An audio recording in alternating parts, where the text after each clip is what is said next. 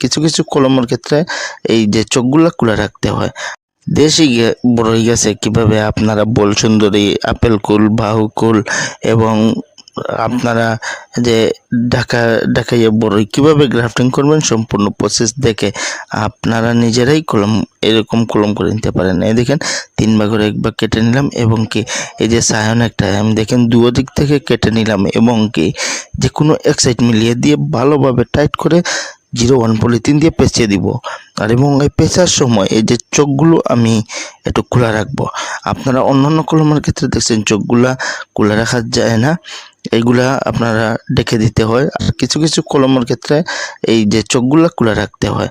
আর বন্ধুরা আপনারা এরকম ভিডিও পেতে আমার চ্যানেলটা সাবস্ক্রাইব করতে ভুলবেন না, ফেসবুক পেজটা ফলো করতে ভুলবেন না, লাইক কমেন্ট শেয়ার করতে ভুলবেন না। বেশি বেশি করে আপনারা আমার পাশে থাকবেন। আর এত সময় ধরে ভিডিও দেখার জন্য আপনাদেরকে অসংখ্য ধন্যবাদ। আর আমার পাশে থাকার জন্য অসংখ্য ধন্যবাদ। সাবস্ক্রাইব করতে ভুলবেন না, ফলো করতে ভুলবেন না।